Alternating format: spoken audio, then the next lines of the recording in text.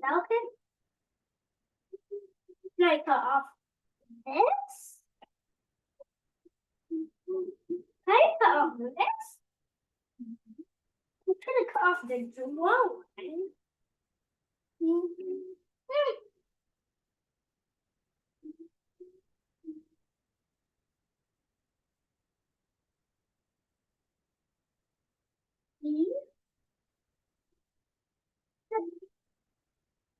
Oh.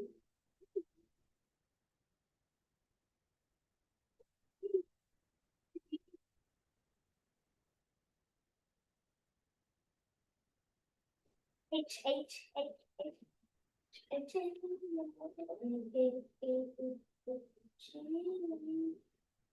double.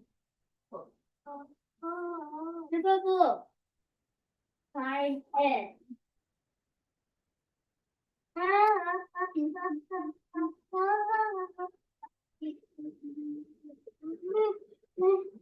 Lucas.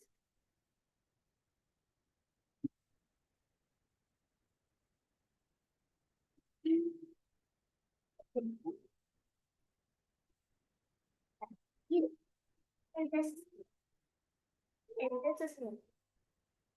No, this is me. No, this is me. This is you. This is you. This is me.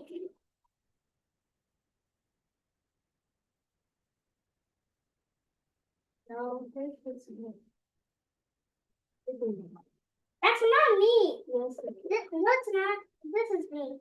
This is me. No. This is me. No. This is not me. This is me.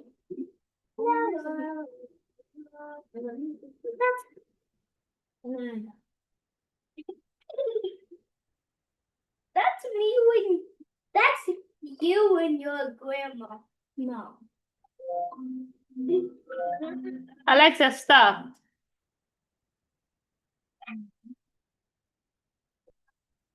I'm gonna put this. Turn it like this here.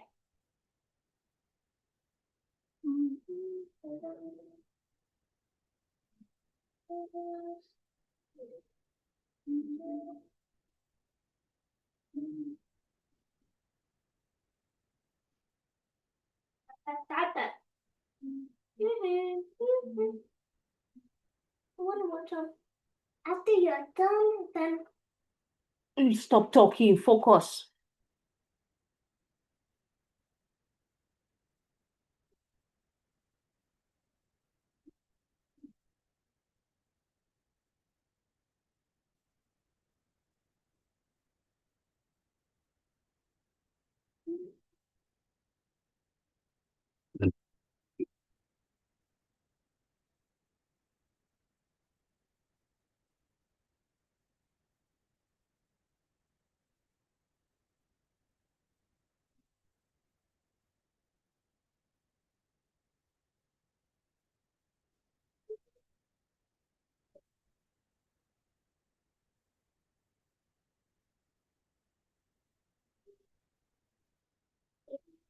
it's done.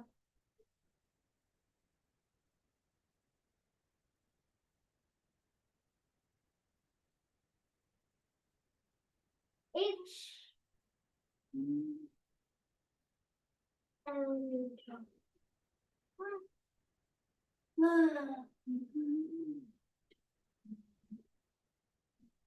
you.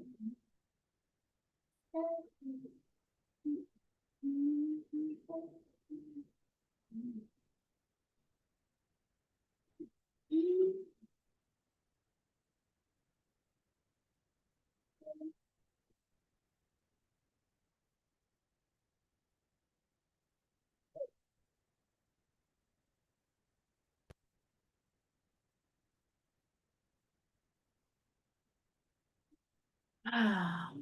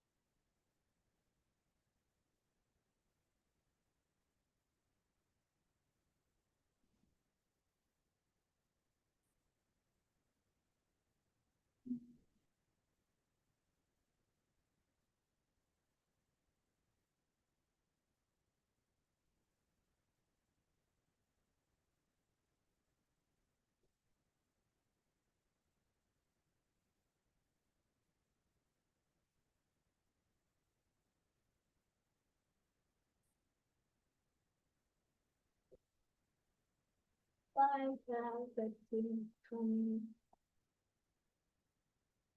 31, 7. Mommy. Hmm?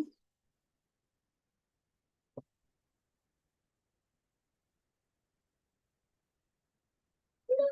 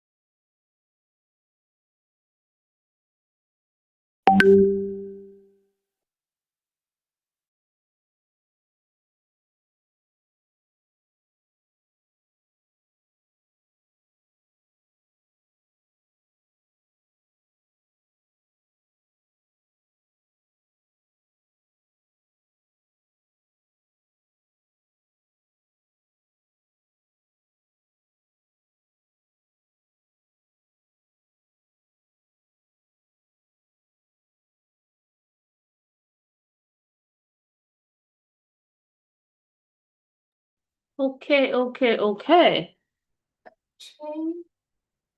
Good evening, everybody. How is everyone doing today?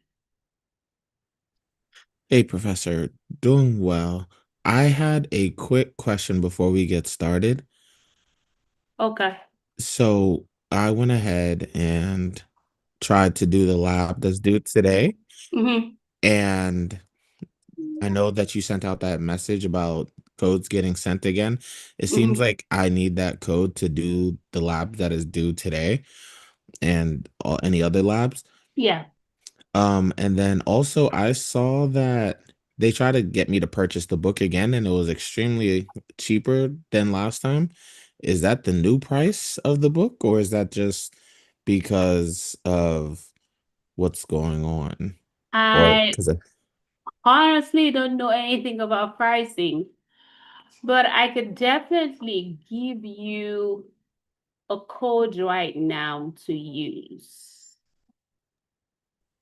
yeah, if you don't mind just Sure. I guess pinging it over or sending it directly to me, that's fine. So let me send it to you now. Greg, you're fit. So confirm that you got it. Joshua, I do not have a code for Joshua. Yes, I Um, got it. I do have a code for Miguel. Miguel, I'm gonna drop you your code as well. Okay, Miguel, can you confirm that you got your code? Hold on 1 second.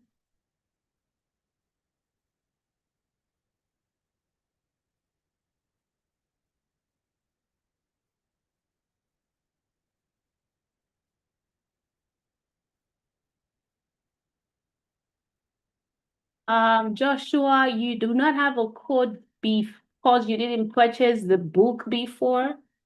You didn't purchase the book, and it's already 2 weeks into the program. You ought to have purchased the book.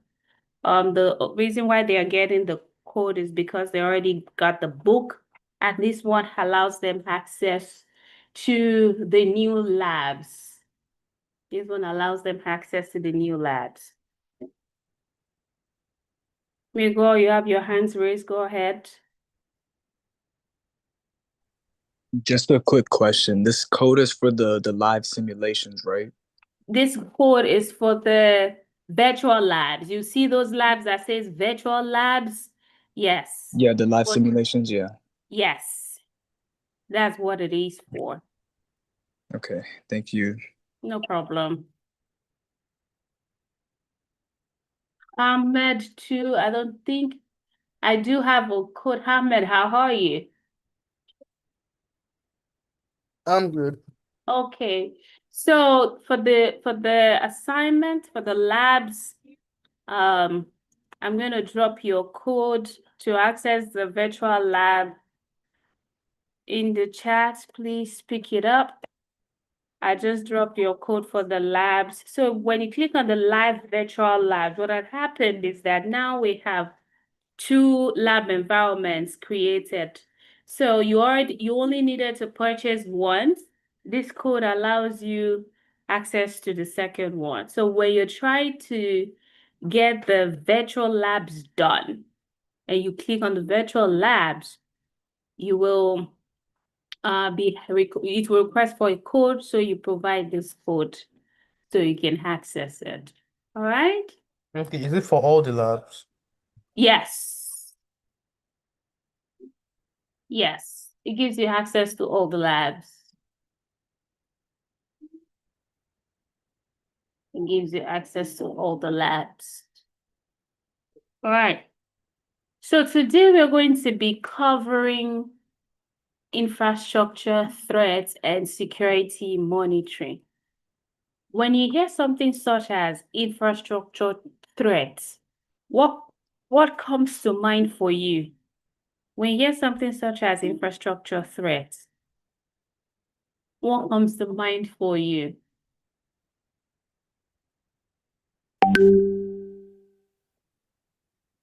Hey, Philip.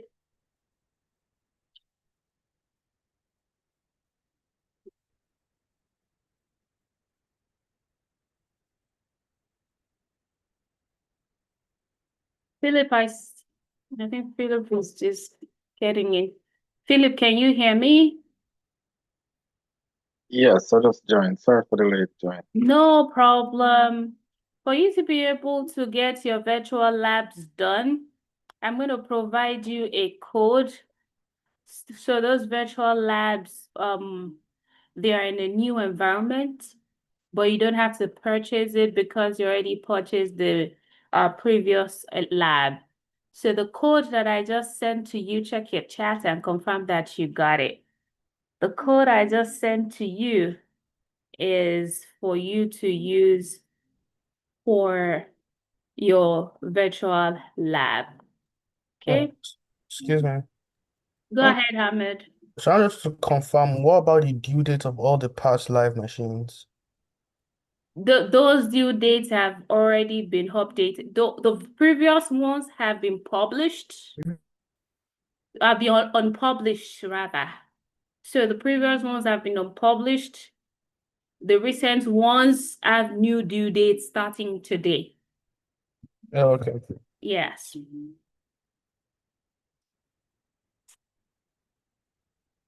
So those ones don't count against anybody. Philip, can you confirm that you got your code? I did. Okay. Yes, I did. Thank you. So I was asking, and I need everybody to be engaged. Today we're covering infrastructure security. When you hear something such as infrastructure security, what comes to mind? A threat to the whole organization. A threat to the whole organization. Beautiful. Anybody else? Greg, what you think? I was thinking the whole organization too, but I was thinking more of like one central location instead of like if the organization had multiple locations, just one central location. Okay. All right. So what we talk about, let's first start with infrastructure. Okay. Let's think about infrastructure from an IT perspective. What do you believe makes up the IT infrastructure? What makes up the IT infrastructure? Unmute yourself or use the chat. What makes up the IT infrastructure?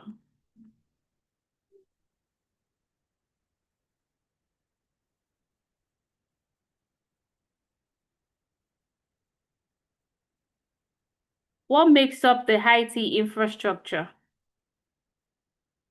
The equipment in it, like the hardware, the software, and the people. The hardware, the software, and the people. So can you be specific and give me certain examples of hardware? Computers, Mm-hmm. desks, chargers, data racks. Mm-hmm. Data racks, chargers, computers, servers. Thank you, Joshua. What about networking related? Routers. Routers, switches, cabling, right? So when we're talking about infrastructure threats, anything that can make those components we spoke about exploitable, that can threaten the smooth operation of those things that we're talking about, the servers, the routers, the switches, the cables. That's the core infrastructure. While the people are a component of an organization, they are not necessarily an infrastructure related component. All right. So we're going to talk about what threatens those infrastructure, those endpoint, those components, those system components.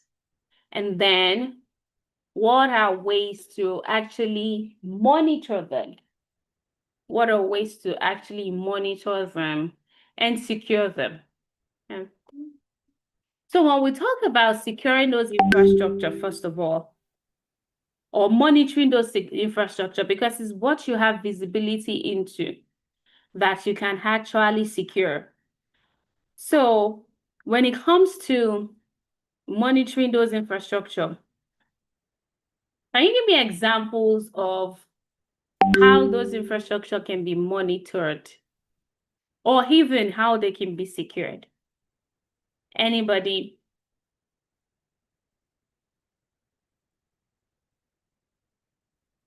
If not, no problem. That's why we're here.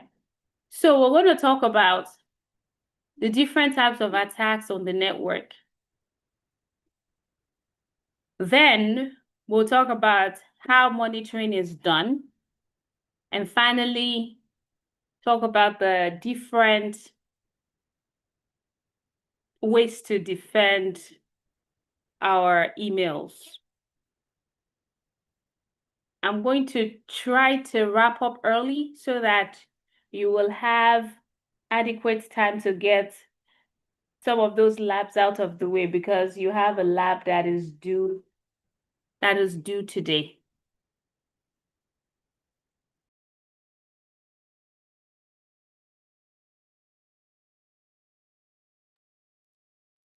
Okay. So, and when we talk about the network, you have all your endpoints. I just wish that I have. Let me see if I can use join. All right. So let's assume that this is let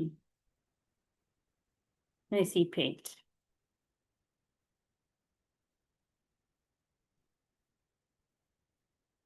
I'm gonna try to use Paint. Okay, we as a group, we want to start a company. We want to start our business. So we have an office.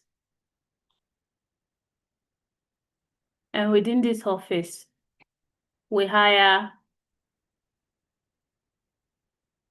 6 of us working in this office.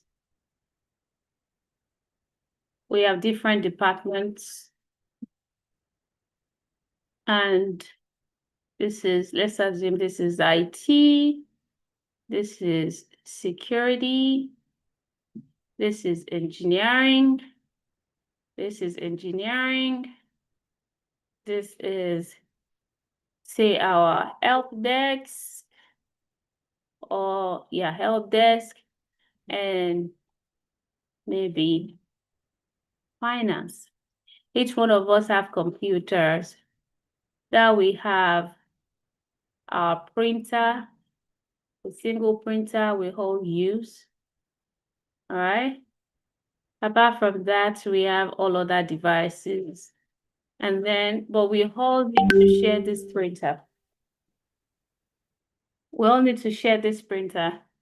And so what we could do is to have a device. We could have a device like an access point or a router that we will all connect to. All of our systems will connect to wirelessly. We all connect to this device, and we rely on this device for internet. And then the printer is also connected. That way we all share. And so this takes us to the internet. And then maybe after some time, we open another branch of the organization, and we continue to expand that way. All right. So they maybe through VPN connections gain access. All right. While these are endpoints, they would also need our servers. This is our user, right? This is regular user laptop.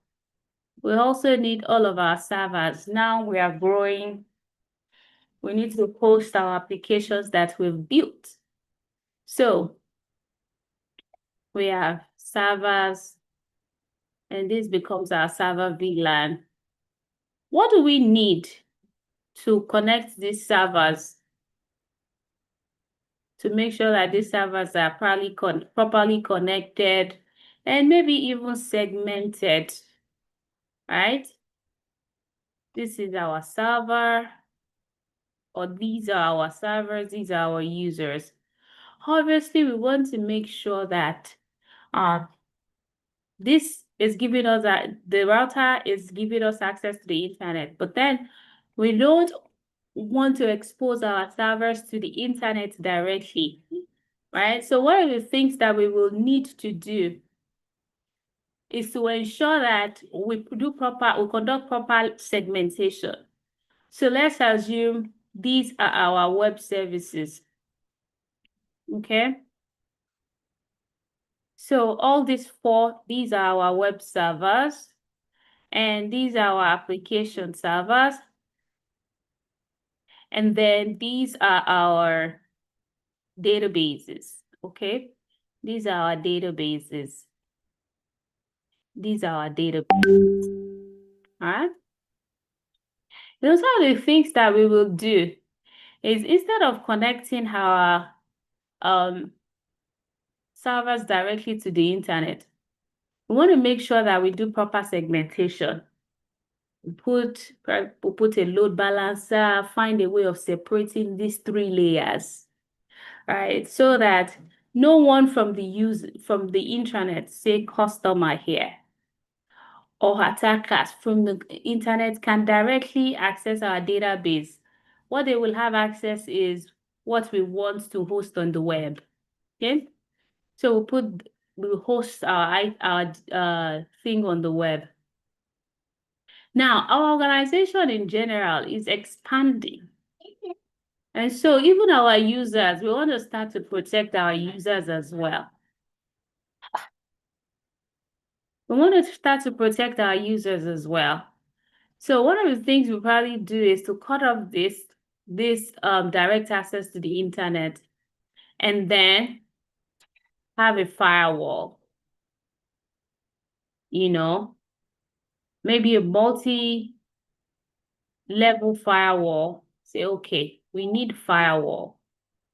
And with that firewall, whatever is coming from the internet internally and going out, egressing the network, will have to go through that firewall, So we start to layer security mechanisms on top of the infrastructure that we have.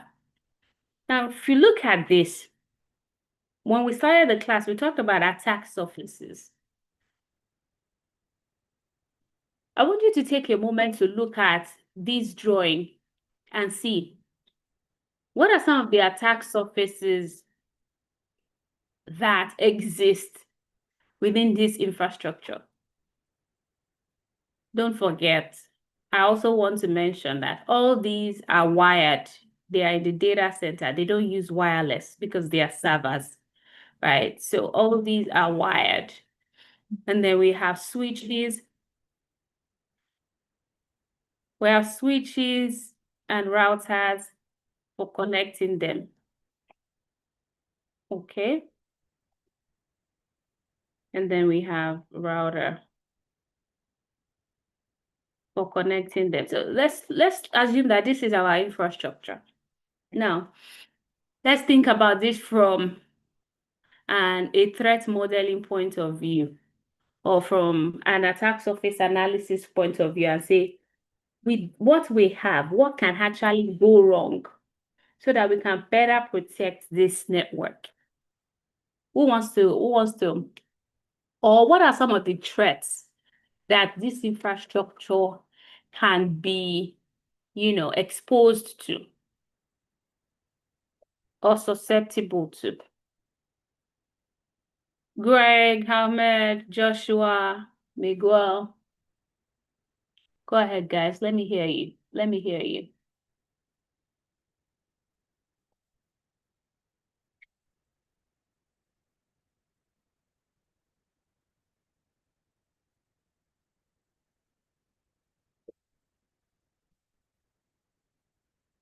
Olaji, here's your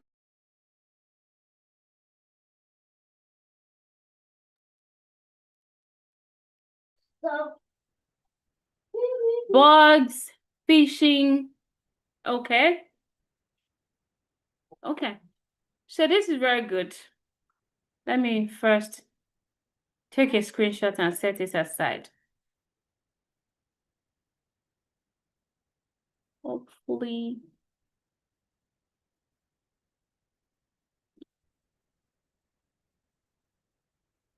Because I'm going to reference it as we go along.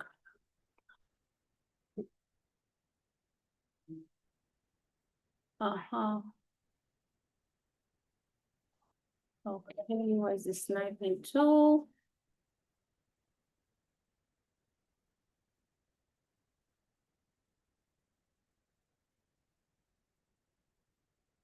Okay. So wait, what? Hold on. Now it's time to erase all the annotation. Erase the annotation. Clear all the drawings with the hope that I got it. Yeah, okay, I have it on the screenshot. On the slide. Okay, very good.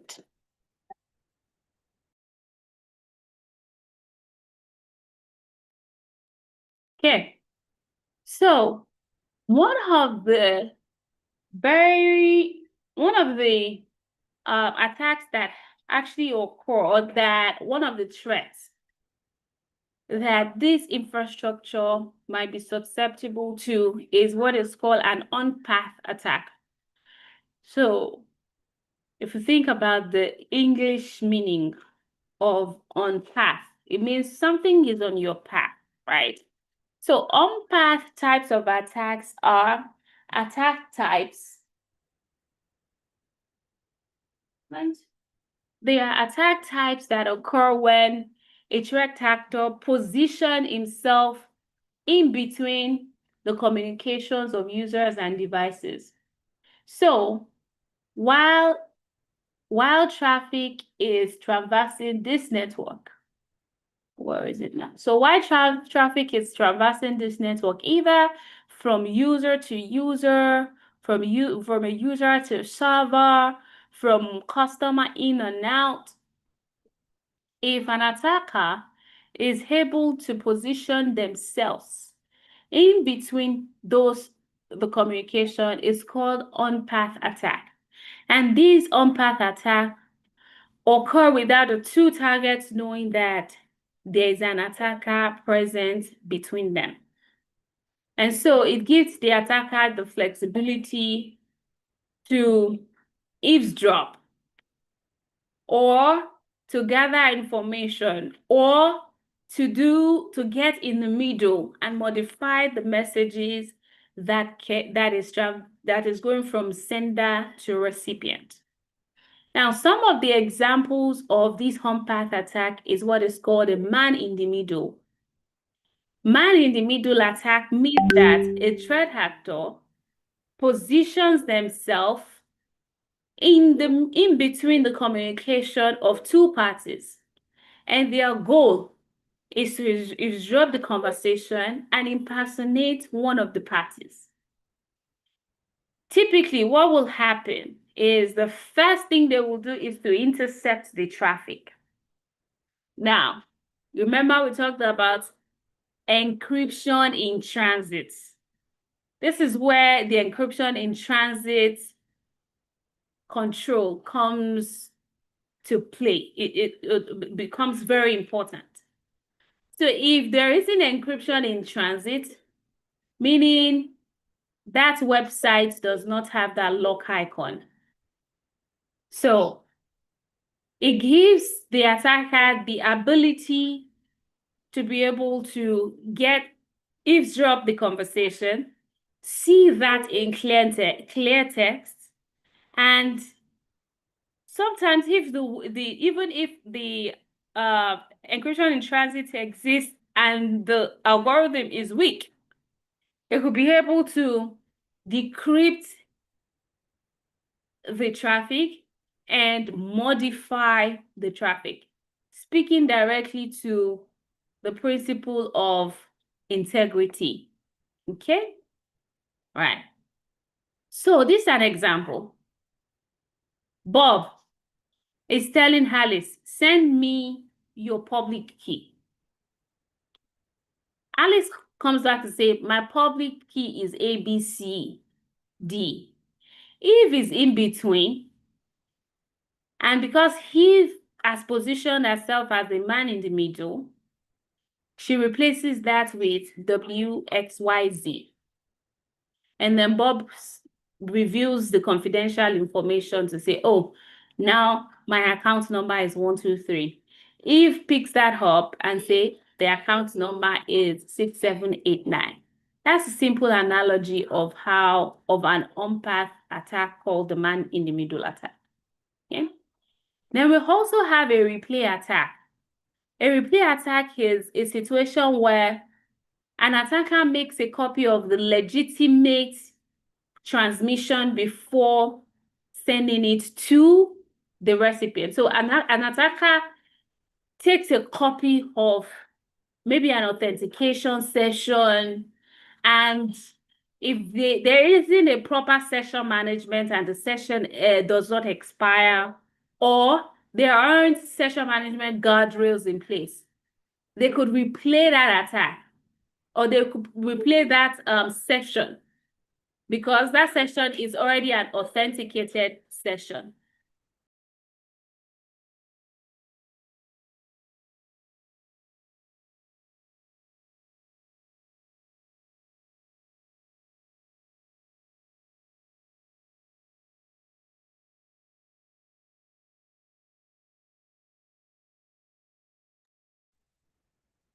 Then we have session replay attack.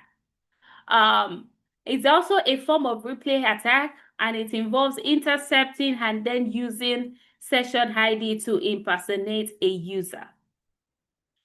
Threat actors often use techniques such as network attacks, like the man in the middle attack. They also use endpoint attacks, like the cross-site scripting. Everybody remember cross-site scripting from our previous class?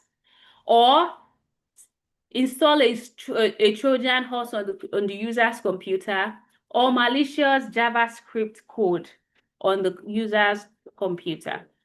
Then we have what is called a man in the browser. A man in the browser. Now, what does this mean?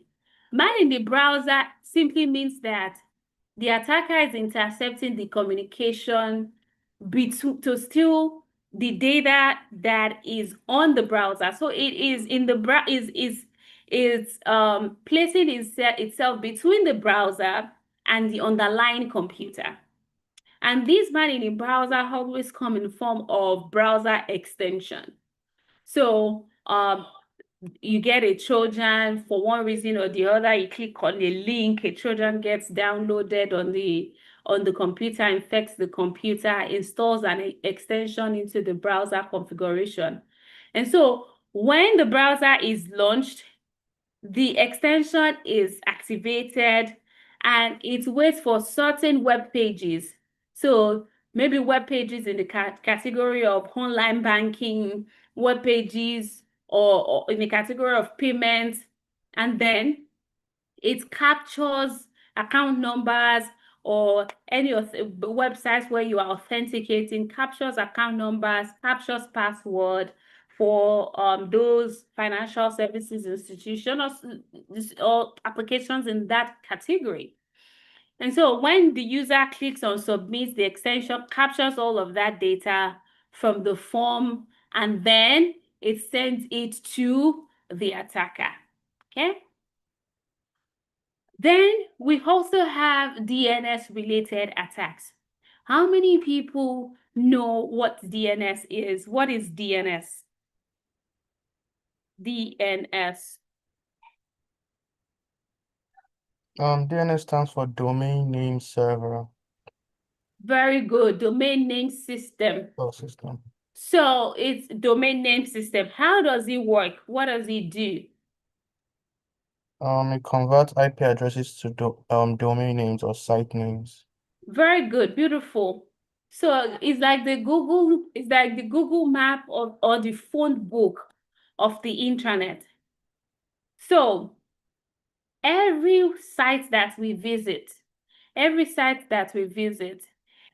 an IP address. But then how are we able to memorize all of these IP address? For example, if I ping tiktok.com, right? You see that, oh, wait.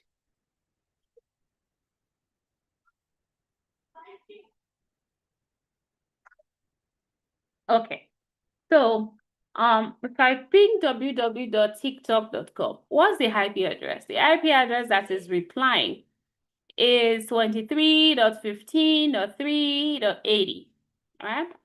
So this is the IP address of the web server that, or even maybe it's the web application firewall that is responding.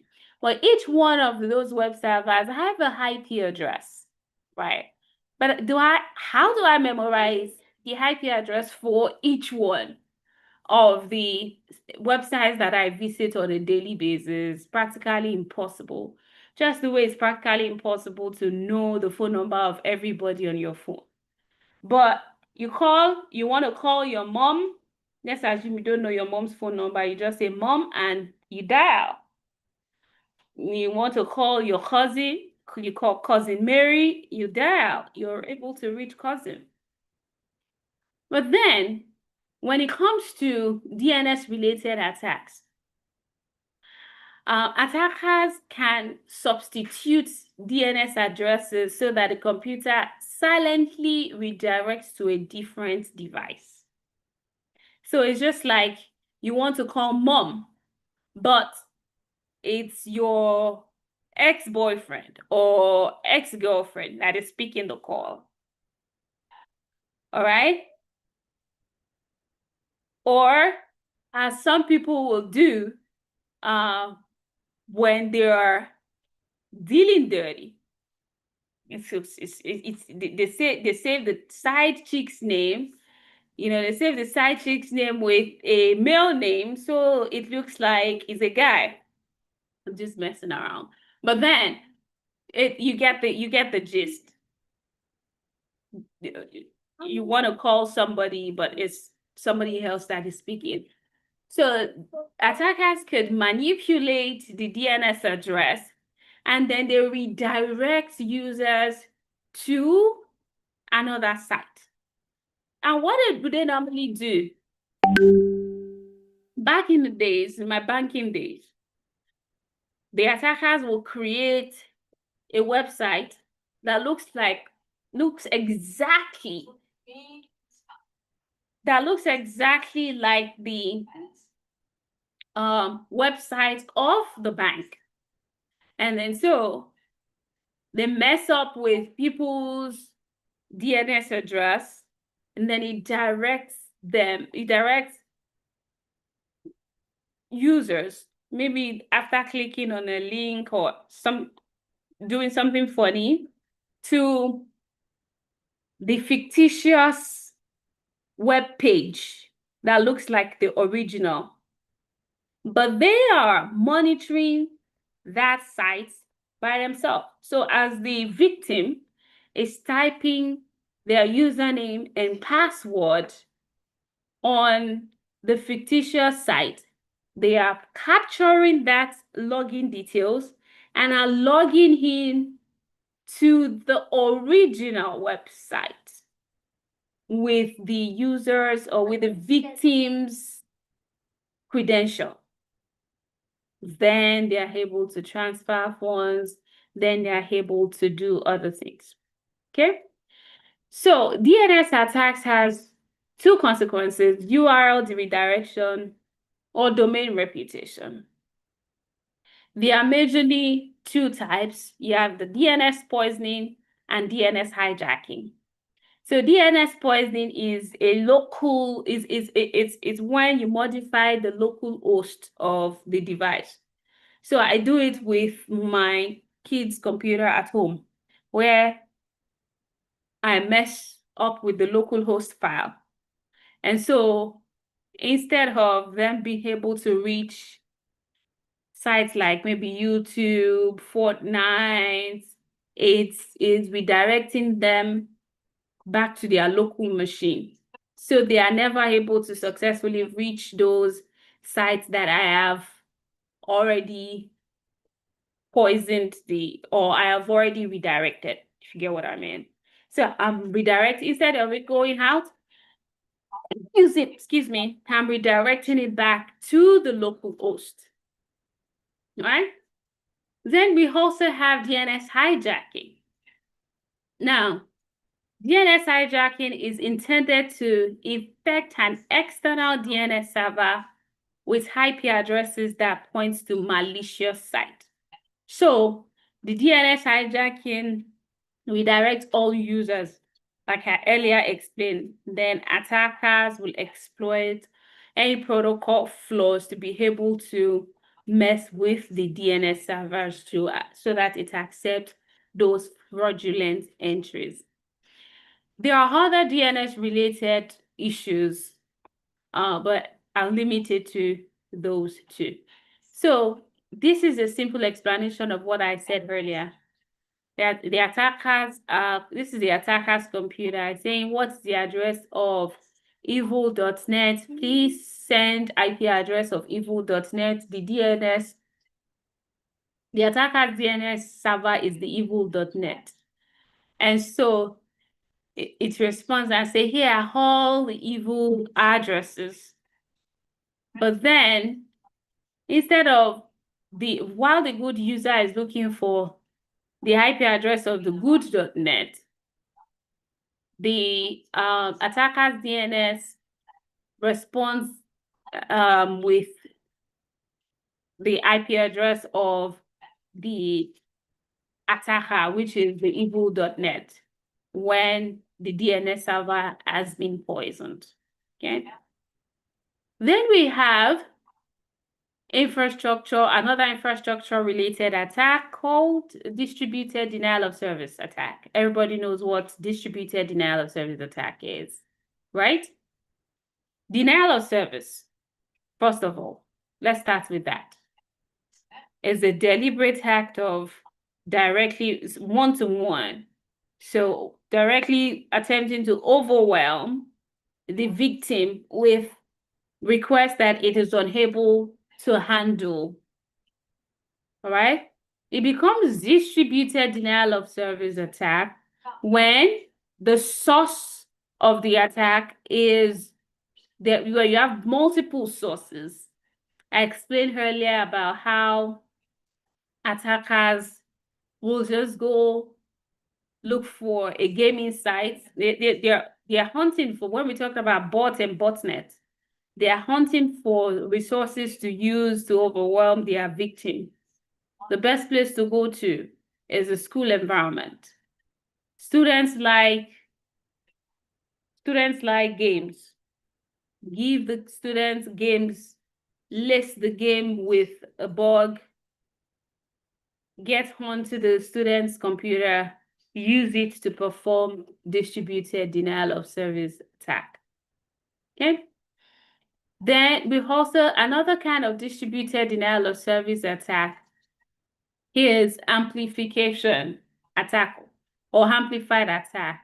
In this case, the threat actor attack any misconfigured internet devices or service in a way that it causes the device or the service to reflect and generate even larger payload at the ultimate target.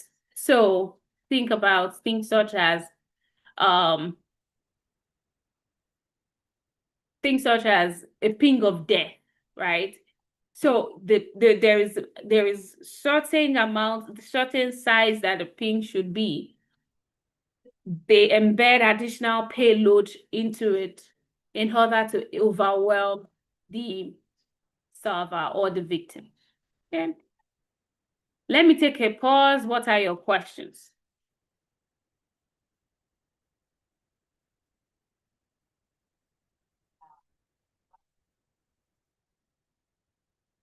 Questions?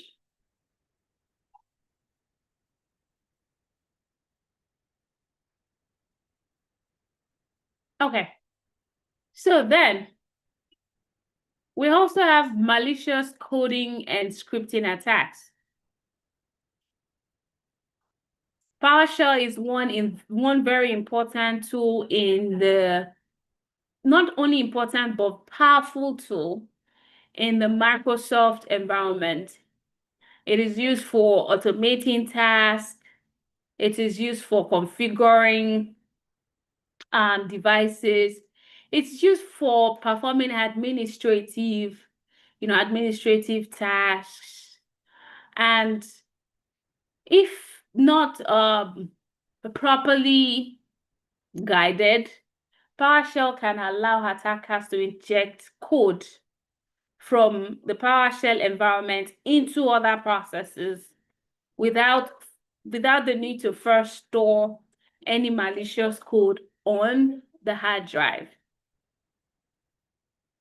Then we also have VBAs, Visual Basic for Application. And so VBA is a tool that developers and users use to automate processes that maybe will take multiple steps. So for example, in Microsoft Excel, we used to have something that is called macros. And so what does macro will do is to record the process of, to record any process. Say I come in the morning, I have to generate this report and send it to my manager every day. One of the things that this macro will do to help me automate, I could use the macro to do to automate that process is to record the process of me generating that. Hold on one second.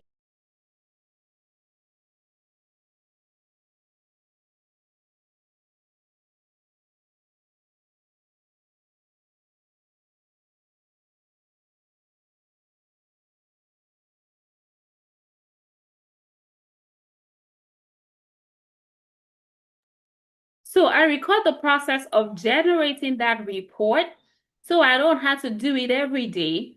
So I could use the macros to do that.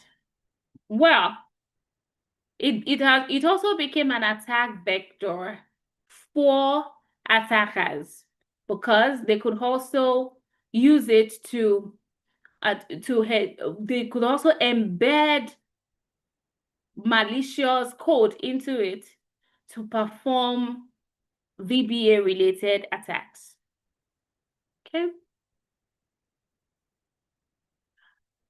And then we also have Python as well.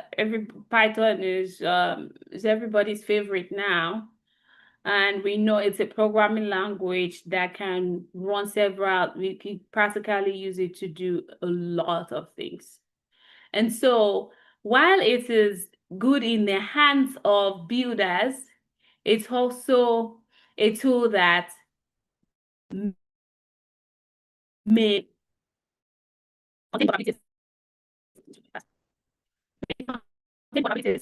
or even you may be downloading and installing a Python version that is already vulnerable or that has malicious code embedded. So the best practice for using Python is to use the latest version,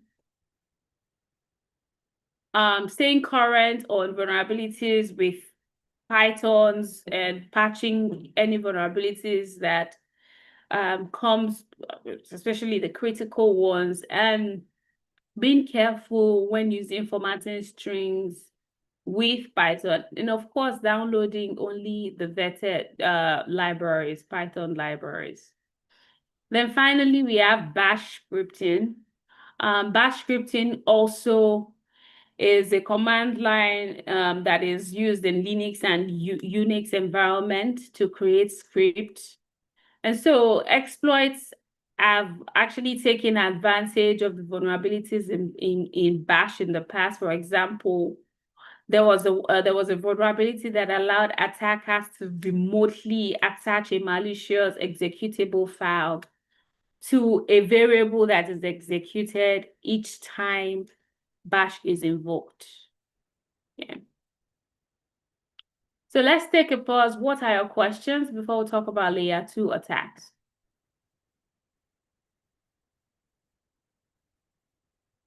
All right. So how many of you are familiar with the OSI model? How many of you are familiar with the OSI model? Hamid, do you want to walk us through the OSI model? Sure. There are 7 layers, if I'm not mistaken. Very good. Physical, data link, network, session, physical data link, network, session, application, and presentation. You missed one. Next one, physical data link networks. Transport. Physical Yeah. data links, transport, session. Transport,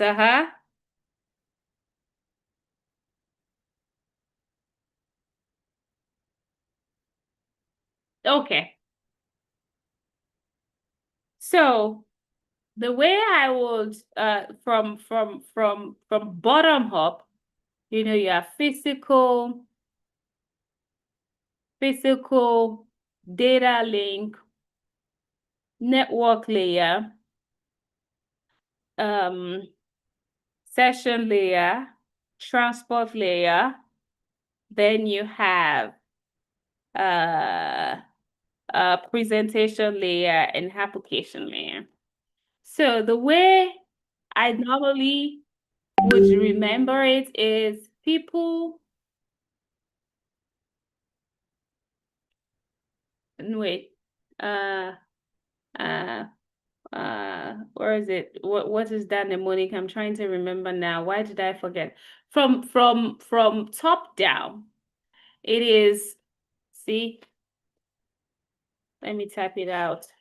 From top down is all people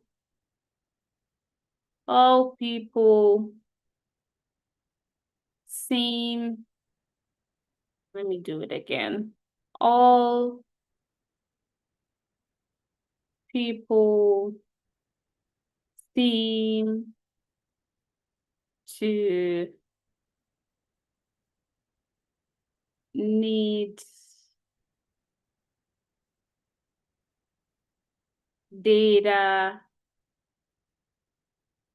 processing.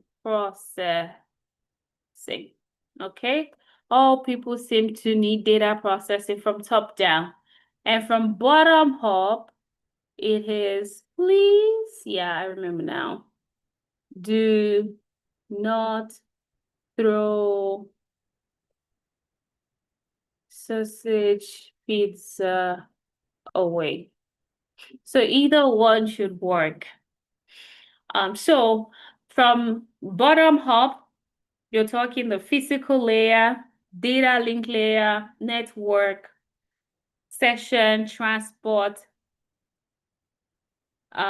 presentation, and application layer. So from the slide that we got, The physical layer has to do with the connection when we connect cables. That's the physical connection. Or the airways, right? The physical connection or the wireless, the wired or the wireless connection. Talk about the cables. Yes, that's the physical layer. Layer 2 is the data link layer.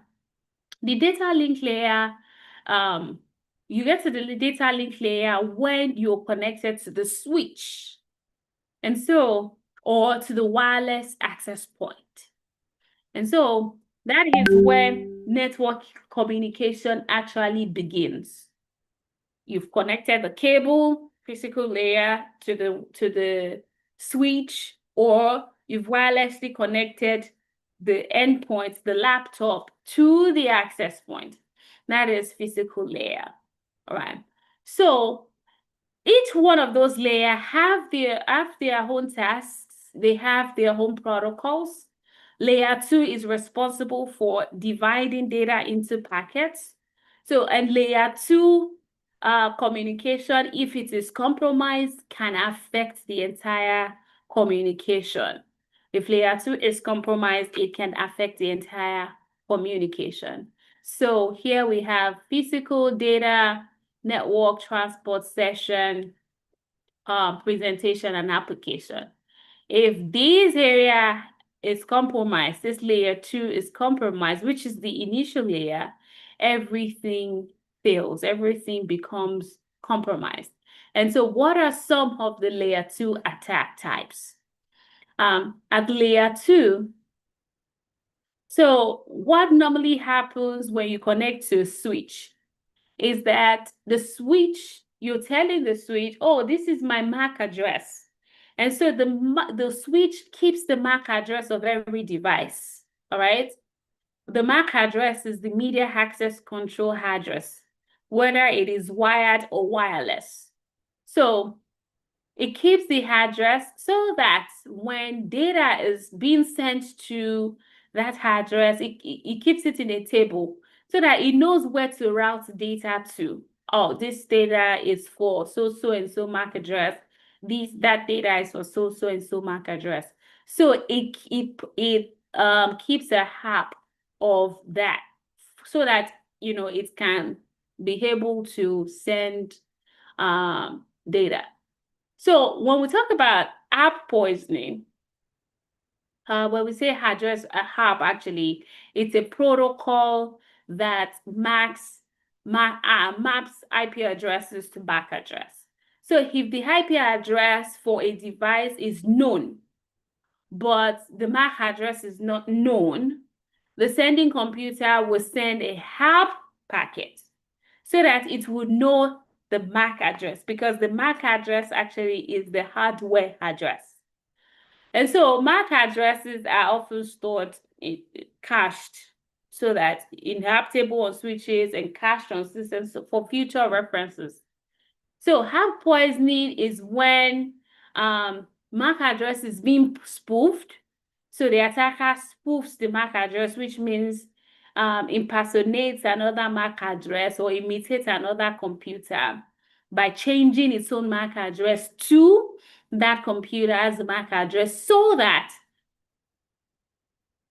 packets that is meant for that MAC address can come to it.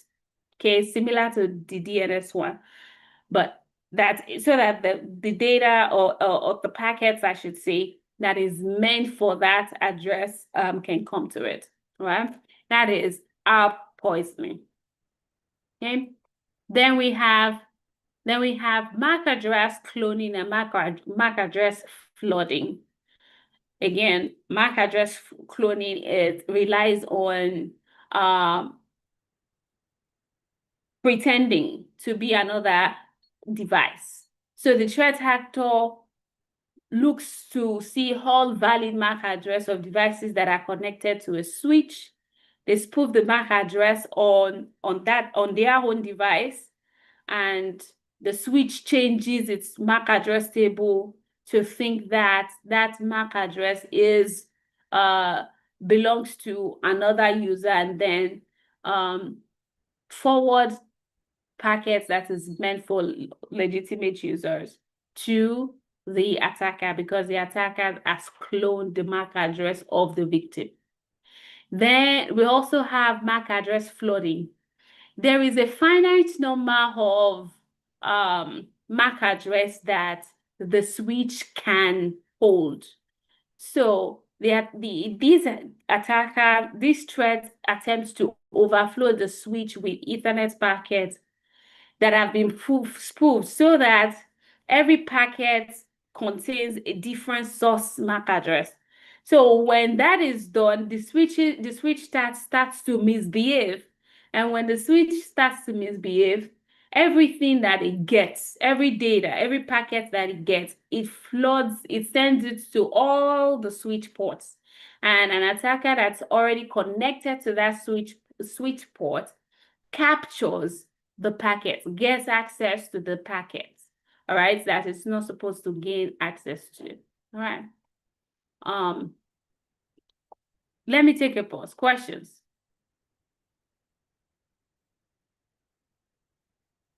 Questions.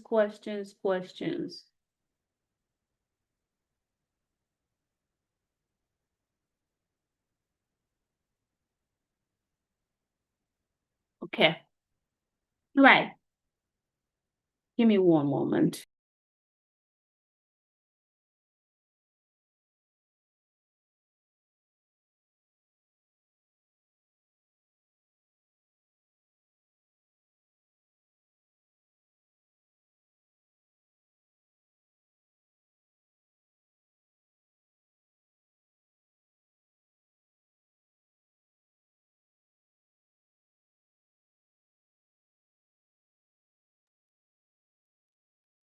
All right, so we also have credential relay attack. Credential relay attack is an attempt to steal authentication credentials and then use them to access a system. So attacker will intercept digest of users' password as they are being transmitted, and they relay that credential to impersonate that user. So for example, Bob is tricked into attempting to sign into Eve's computer. And so Eve captures Bob's authentication digest. And then once it captures the authentication digest, Eve uses Bob's digest to sign into the server.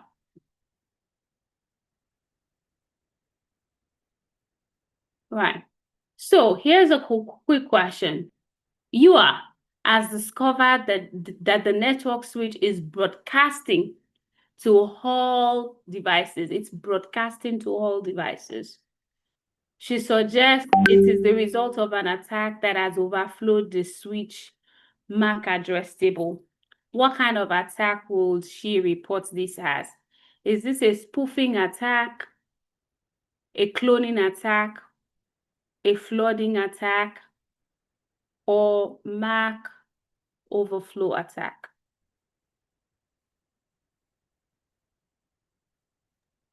C. C. Did you say C or D? C. Okay, anybody else?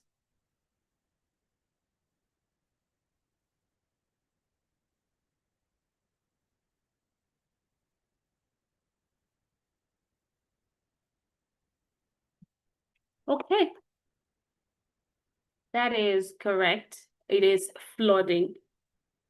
They flood the MAC address table. It looks like what's going on here, and it fails open.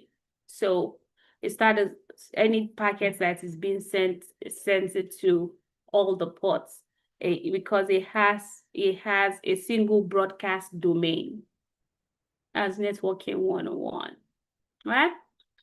So now when it comes to monitoring these devices, monitoring to make sure that, or whether it is you defending or it is the attacker monitoring for offense, you know, there are certain mechanisms and tools that are used for monitoring. But on the defensive side, what we're looking to do is to monitor and detect any security related issues. And so monitoring there are different kinds of monitoring. First, you might be monitoring for anomaly detection. So this is how things are designed to go. Anything that is, if there is a change in the normal flow of traffic, in the normal flow of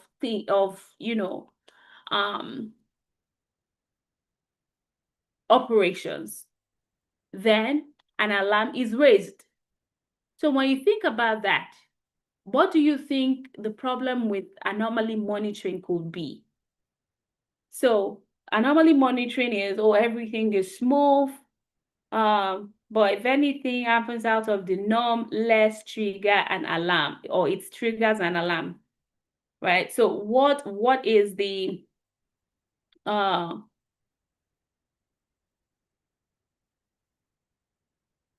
what is the problem with anomaly detection?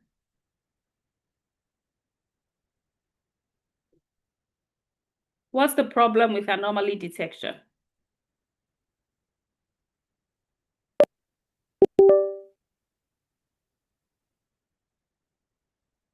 What is the problem with anomaly detection?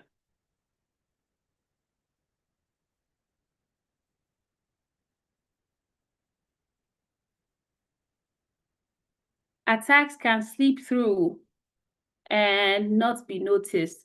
Okay. That's a possibility. But that's not the primary issue.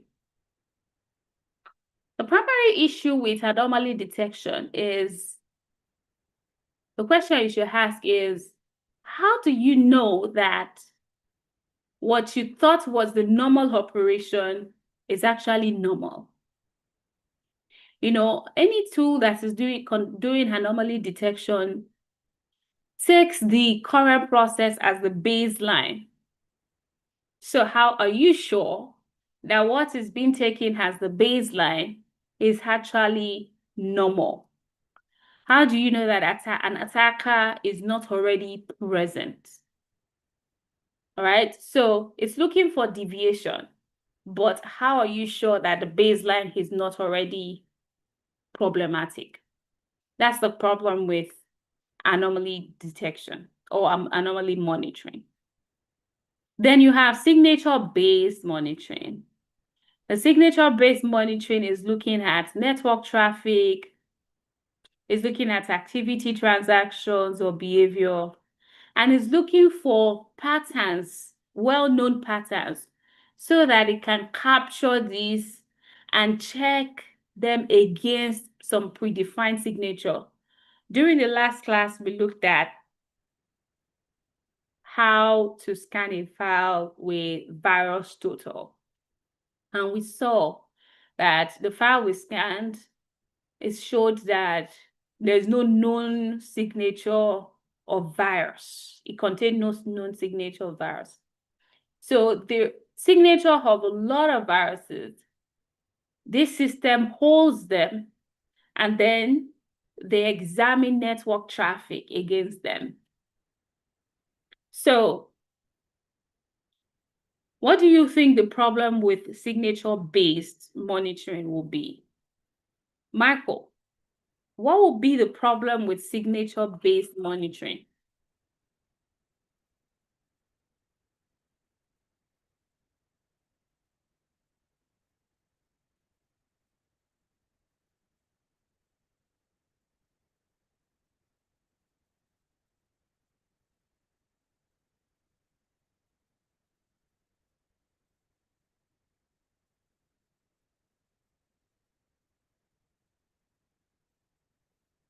Michael is not sure.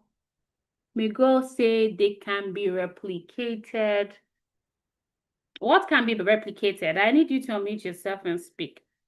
Ahmed, what do you think? Joshua, Greg, Milton, Philip, what do you think the problem with signature-based monitoring is?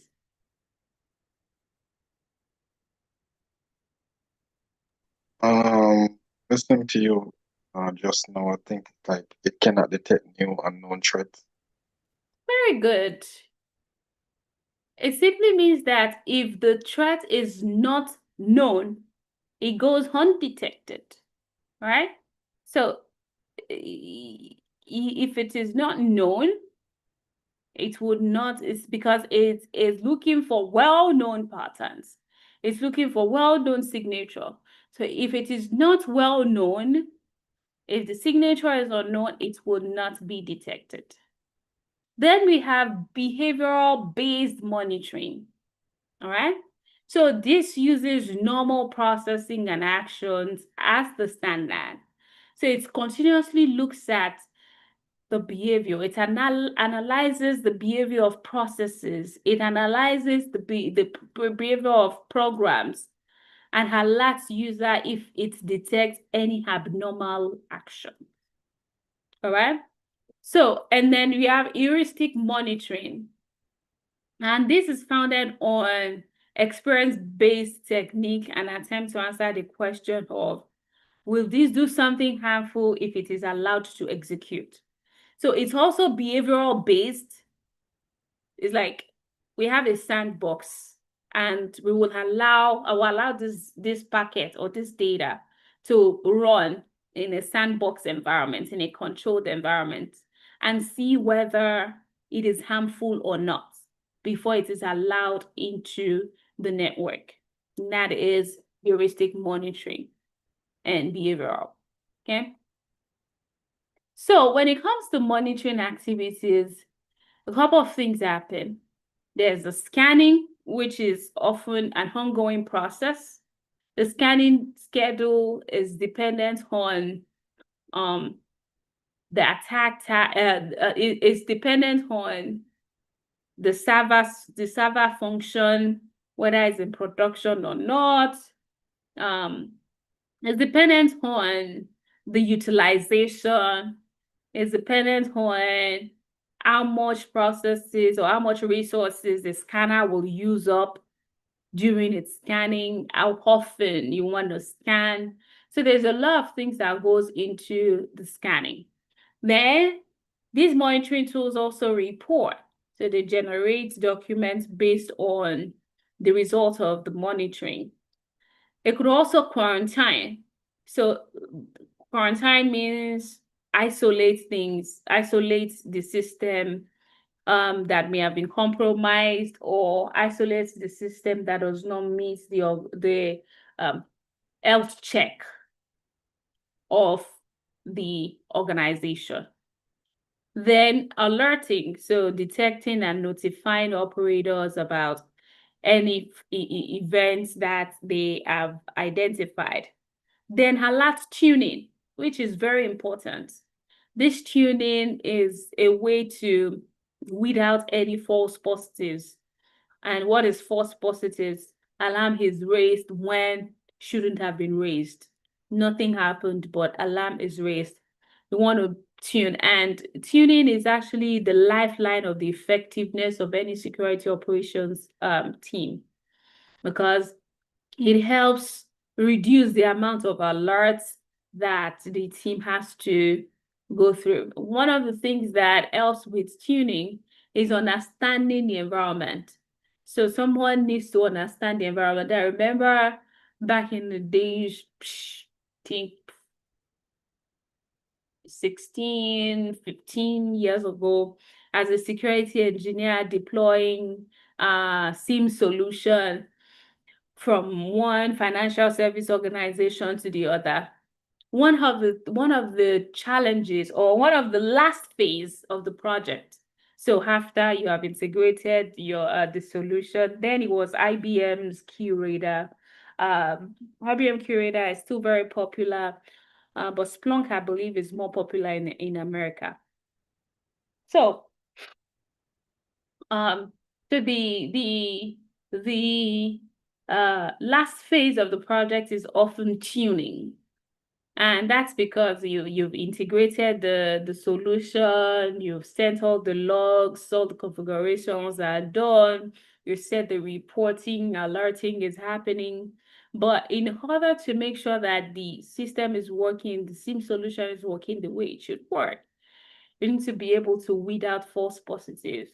And so a lot of times, get guidance from the customer or teach the customer, look, you understand your environment. I can attempt to understand your environment, but you should be the one who understand your environment more.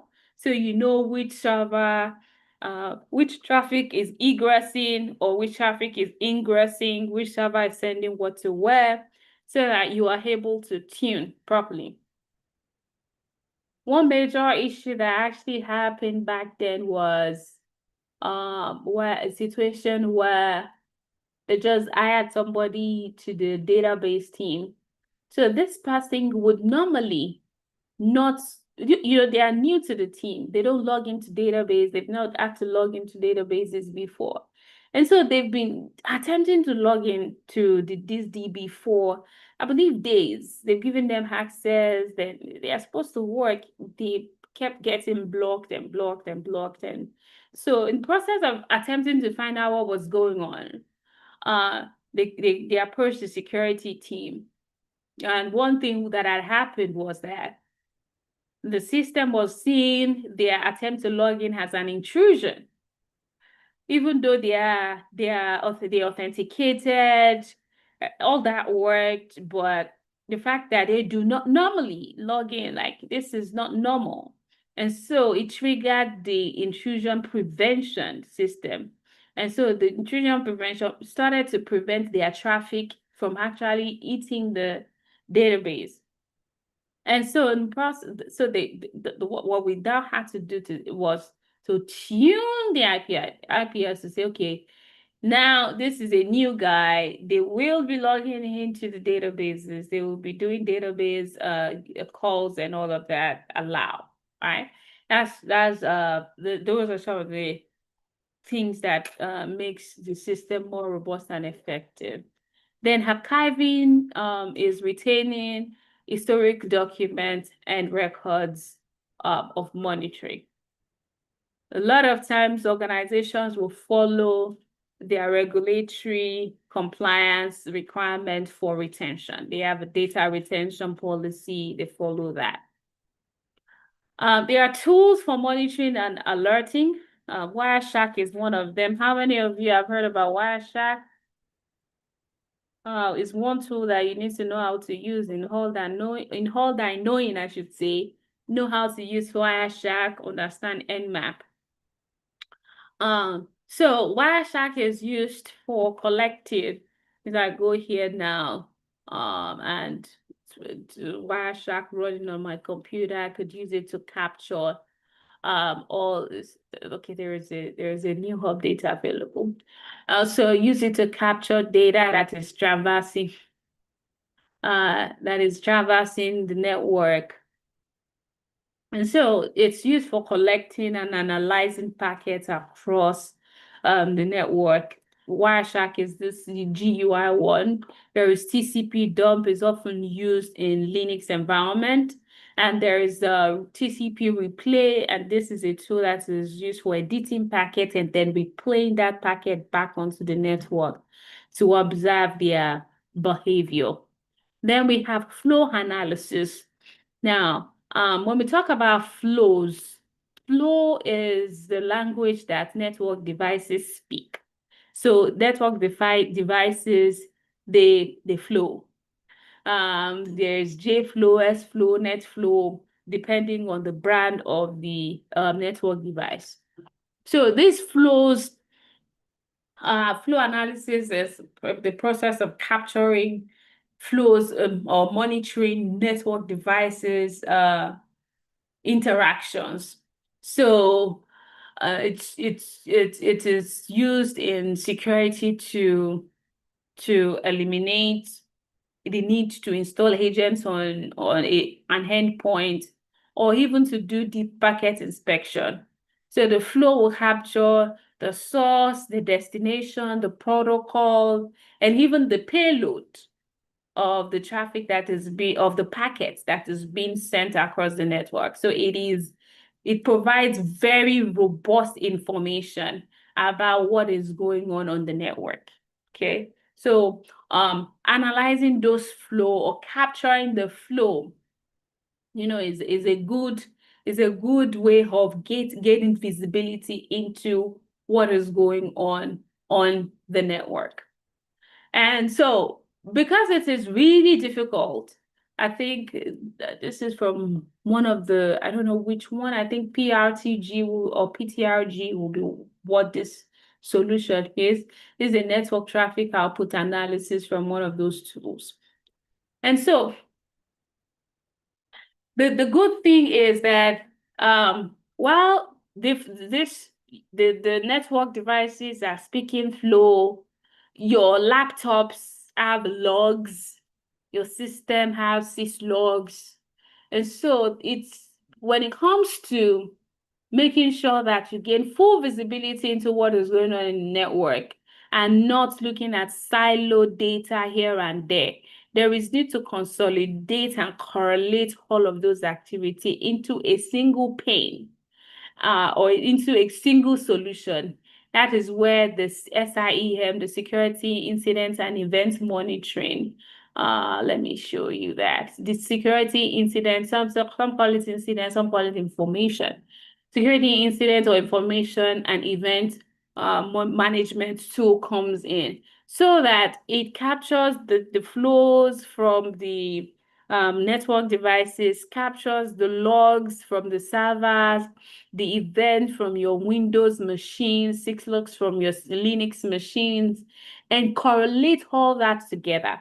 Because if you look at the flow by itself, you will see source destination packet. How do you correlate that with, it is coming from so-so server, it's going targeting so-so server, and it's coming from an external network or an external IP address, and it's an attempt to brute force. Maybe it's multiple failed login that happened, right? That full visibility will not be possible without aggregating all of those different data sources into that single pane of glass, correlating them so that there's an handshake, end-to-end handshake of where is the data coming from? Where is this data going to? And then automatically alerting, synchronizing time. And so there is one time source for everything, and the logs are and events are logged and correlated. Incidents can then be triggered, and you can see, this is an account was created. An account was deleted. There is large traffic leaving the network, things like that. And the SIEM is actually the backbone of any security operations center, all right, or the or any command center, security command center of any organization. Then we also have data loss prevention solutions. The DLPs, they have just the way the name sounds, right? It's a system of security tools that is used to recognize and identify data that is critical to the organization and ensure that it is protected, right? So just the way someone will stand in Burlington or Macy's to make sure one person does not come in, steal, and leave, So those loss prevention also exist in the digital environment, where each data type, the success of a data DLP solution is actually based on adequate classification of the data types. So if the data is properly classified, because if you don't do a good job of classifying your data, there is no way the DLP will function properly to say, this data is secret, this one is top secret. If you classify a top secret as public, the data, the DLP is as good as useless. So it relies on adequate data classification, identifying critical data, and preventing that data from leaving the organization. Okay. Then one of the mechanisms for actually or behind how majority of the security solutions work is protocols. They are protocols. An example of those protocol is the Simple Network Management Protocol. So this protocol is used to monitor and manage and even configure devices. So take, for example, you work for the bank has hundreds or thousands of branches across the country. They have thousands of ATMs across the country, and it's practically impossible from the HQ. Say you practice centralized, of course, say centralized, you have a centralized architecture. It's practically impossible for you to travel to each one of those ATMs, or when they are down to go fix them, or travel down to go fix a server each time a branch is down. So this Simple Network Management Protocol allows for remote management and remote configuration of these network devices. So you can push configuration to it. You can remotely manage the network devices from anywhere, or even endpoints from anywhere, as long as the Simple Network Management Protocol is active. Okay. And there are multiple versions of it. The last time I checked, SNMP version 3 was the most secure. I don't know if there is another SNMP. Let me see. Another one it's been long since I did this. Most secure SNMP version. Still version 3. So yeah.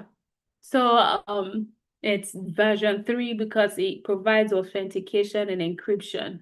However, the previous version to that only they share you see the community string, which is more like the password in clear text, in plain text. So it uses this protocol called it's a suite of protocol. It has something called SNMP trap. And that SNMP trap is like the switch is alerting, or is alerted. The switch port the switch is being alerted each time an endpoint is connected to the switch port. So it says, hey, port FA0/5 or switch so is up. So that the device can go and say, do health check immediately to say, oh, does the system connecting or attempting to connect meet the security requirement before they are able to gain access? Okay. Then, like I said, log aggregation, seeing things in a single pane of glass. There's also security content automation protocol. This helps automate vulnerability management and determine whether the enterprise is compliant with required policies or not. Again, I mentioned this earlier, it's the central point and the backbone of many security, of the security operations center. Okay. Examples, you have Splunk, you have IBM QRadar, you have Microsoft Sentinel, I believe is their own. Different, most of them, if you look for Gartner, is a company that does they do an evaluation of all security tools. So if you look at Gartner SIEM, Gartner's quadrant for SIEM solution, you will see there's Gartner quadrant for many solutions. If you look at their quadrant for SIEM solution, you should be able to see which ones are leaders and which ones are not. So, for example, Splunk and Microsoft, they are considered leaders. Then you have IBM, then Securonix, Exabeam. Then these are the leaders, these are the challengers, these are niche players, and these are visionaries. So the leaders are often the ones with the big and leading really. Once they're leader, the leading really it has to do with maybe market share, not necessarily the products alone. And it's often market share that plays into the whether or not they are the top or here. Okay. I'm always having allergies, so please bear with me. Keep itching my nose. So the SIM is where the stock analyst will log into to see. I remember my days as a SOC lead. I would assign. I have a team. I assign different incidents for them to review. Back then, we called them offenses. They investigate offenses. I also investigate offenses. Some of those offenses that I investigate will be large outbound traffic. I'm looking for the traffic leaving the organization that is big. Or sometimes I'm looking to see. This is a minor. Eat dinner.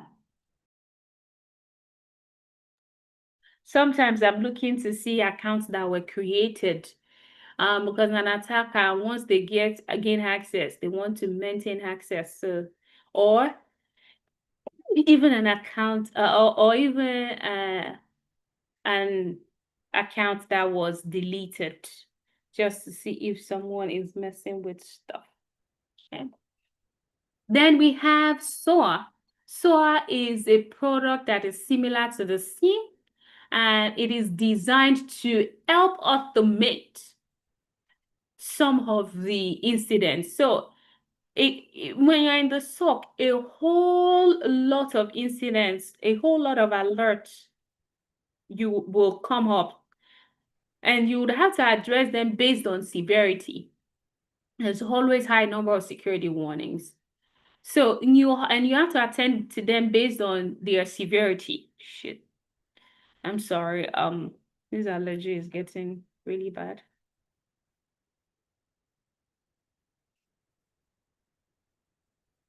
So what you would see, what the SOA does, I should say, is that it helps automate some of the incidents. So take, for example, when we get a phishing email, we confirm that is a true phishing.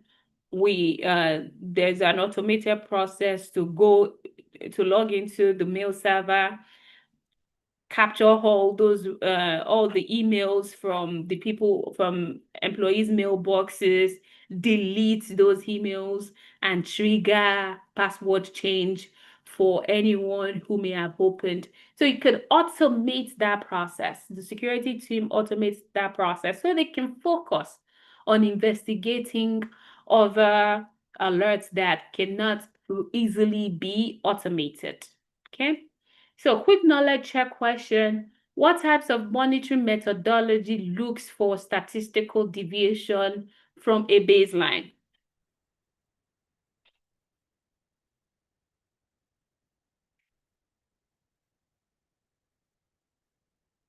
Is it behavioral, signature, anomaly, or heuristic? It takes a baseline and then is looking for deviation from baseline. A, B, C, or D? Come on, guys.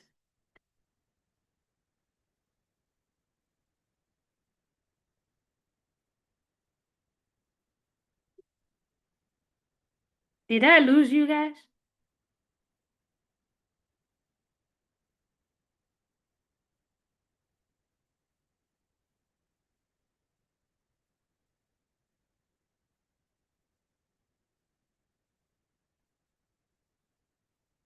Joshua.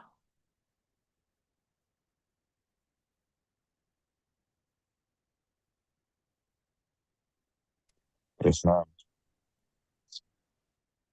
Is the answer A, B, C, or D?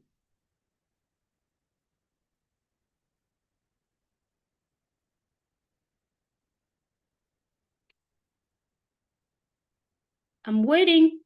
Miguel, Michael, Milton. Okay, Milton responded. Greg responded.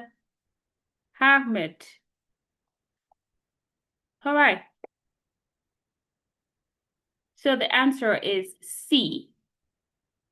It's looking for, and that's anomaly monitoring. Okay. So let's talk about email security or email monitoring. It's just a few slides left and then we'll call it a night. Give me one moment.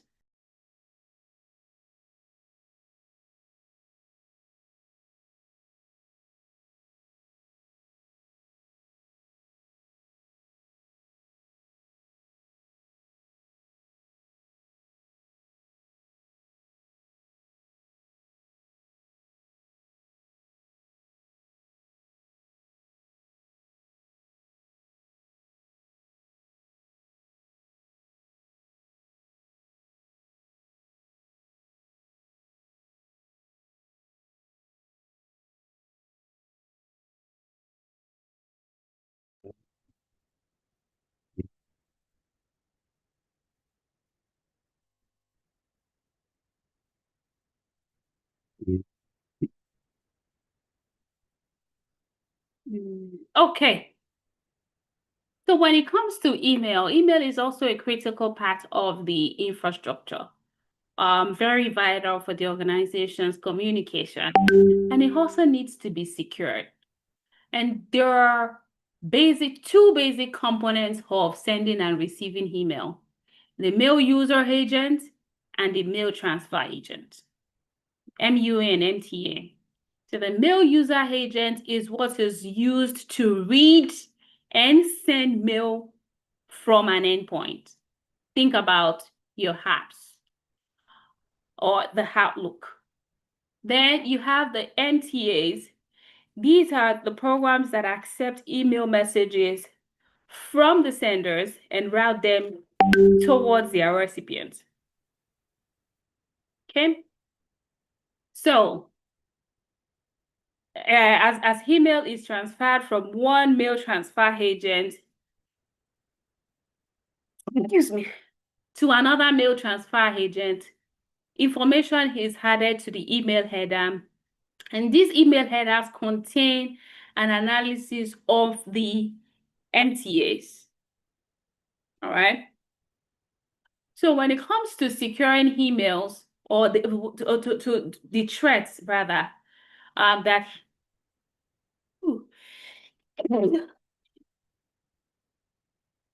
so when it comes to threats related to emails, you have malicious payloads embedded in emails. You have embedded links, impersonation, email forwarding. Malicious payloads, just malicious code in the email, or malicious link that are embedded in the email, or someone impersonating another. You see that all the time, where you see something called PayPal support, but excuse me.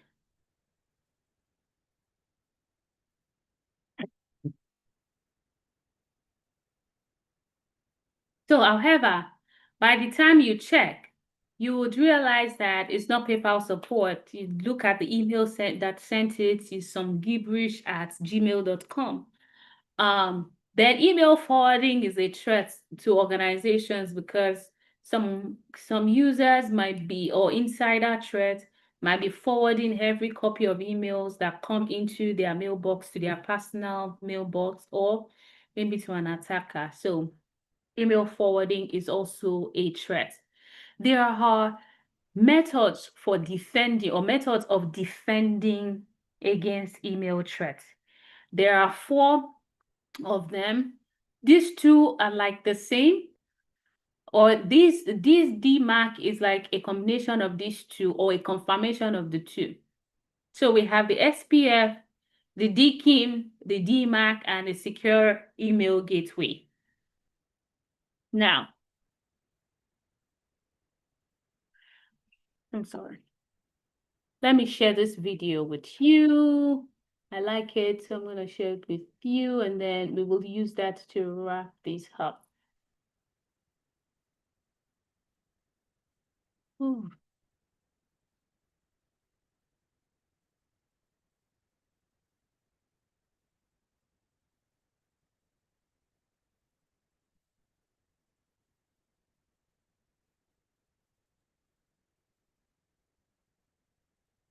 There's actually Hi there, I'm Mike. very good friend Mike that created it. So I like it.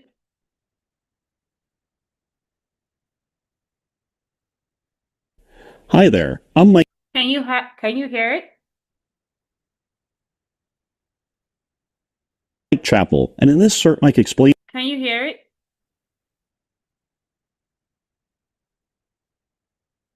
video, we're going to talk about 3 protocols that we can use to enhance the security of email communication: SPF, DKIM, and DMARC.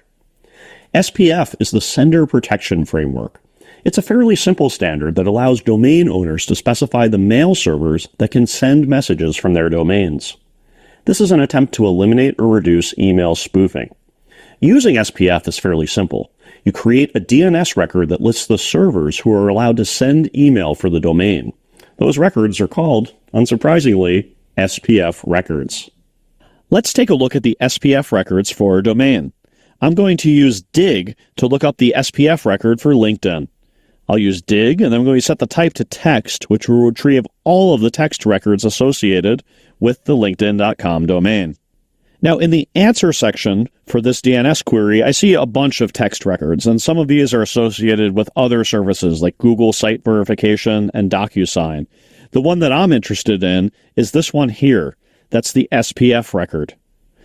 It's telling me that SPF version 1 is being used, and then it goes on to list all of the IP addresses that are authorized to send email on behalf of LinkedIn.com. SPF is an important tool, but it only helps to prevent forged email. It doesn't prevent tampering with email. DKIM is another tool that goes much further. We'll explore DKIM and DMARC in just a moment, but before we do that, I want to invite you to take a moment to visit my website at certmike.com. On that site, I have free study plans put together to help you earn your next cybersecurity certification. The plans tie together the content that you'll find in study guides, video courses, and practice tests to help you prepare for your next certification exam and pass that test on the first try. Also, if you're enjoying this Cert Mike Explains video, please take a moment to click the like button below to help other people discover it. If you subscribe to my channel, you'll be among the first to see my new videos as they come out. DKIM is short for Domain Keys Identified Mail, but everybody just calls it DKIM. DKIM uses digital signature technology to allow domains to sign outbound email messages, verifying their authenticity. In order to use DKIM, organizations must work with their email provider to create a public-private key pair that will be associated with their domain for sending email. The public key is published so that everyone in the world can find it, while the private key is kept secret. DKIM users publish their public key by creating a DNS record. As long as they have control of their DNS server, nobody other than the owner of the domain can create a DKIM record. Let's go ahead and take a look at a DKIM record. I'm going to use Dig again to do a DNS lookup for the DKIM record for the LinkedIn domain. To do this, I need to know the DKIM selector for the domain. You'll see later how you can find this in an email header, but for now I'll just type it in.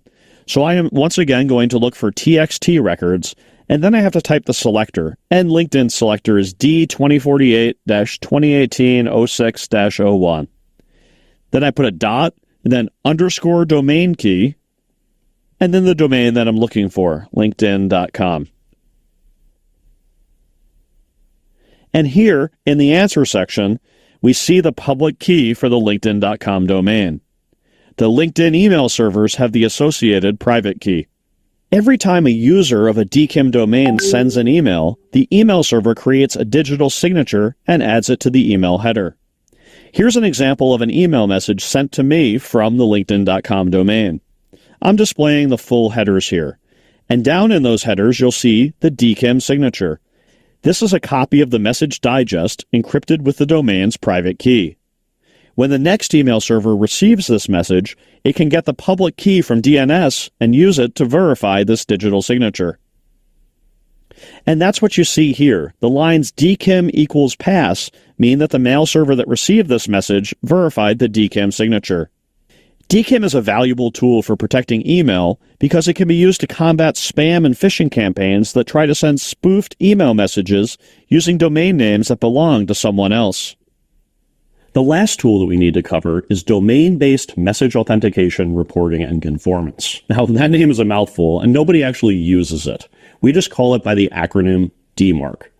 DMARC is a protocol that ties together SPF and DKIM by allowing the domain owner to specify whether they use SPF, DKIM, or both, and explain policies on how other sites should deal with email from their domain.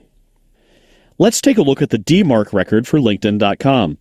Like SPF and DKIM, DMARC uses a DNS text record. This one is called _DMARC. So I'm going to dig -T and then the text type of DNS record. And then I'm going to look for the record for _DMARC.LinkedIn.com. And we see the DMARC record in the answer section. The record has a few pieces. First, we see the version of DMARC being used. That's version 1 in this case. Next, we see the policy that LinkedIn wants people to apply to email that they receive that does not pass DKIM and SPF checks. In this case, LinkedIn wants servers to reject those emails. This policy could also be set to quarantine or none.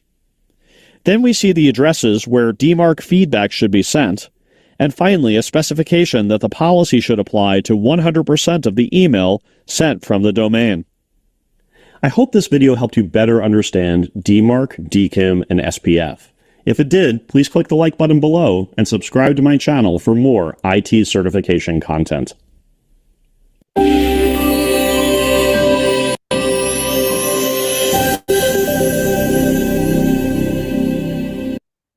Questions? What are your questions?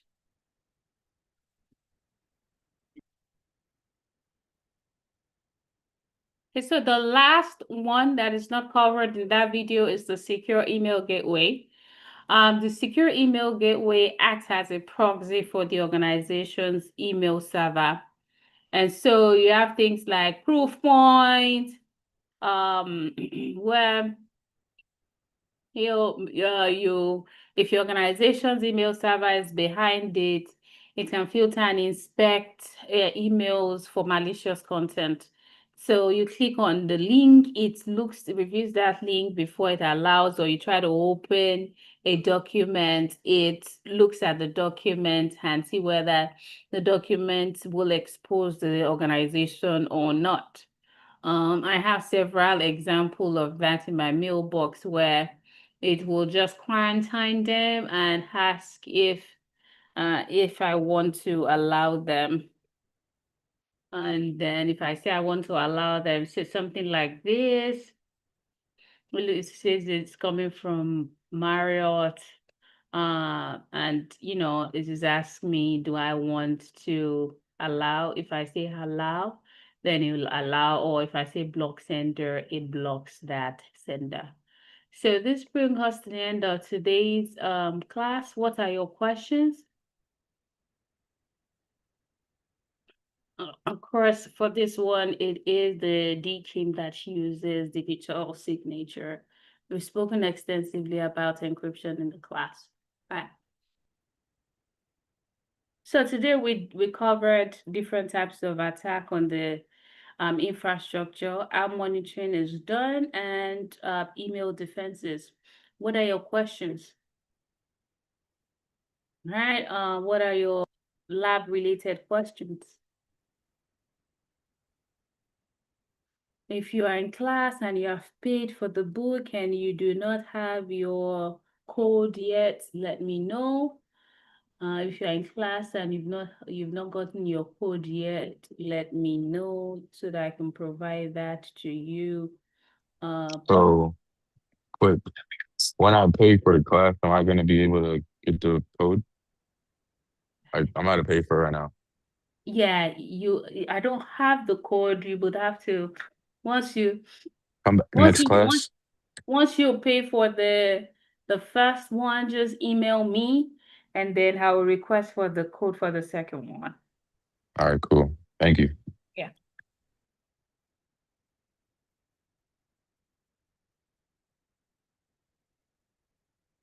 Okay, guys, I'll see you.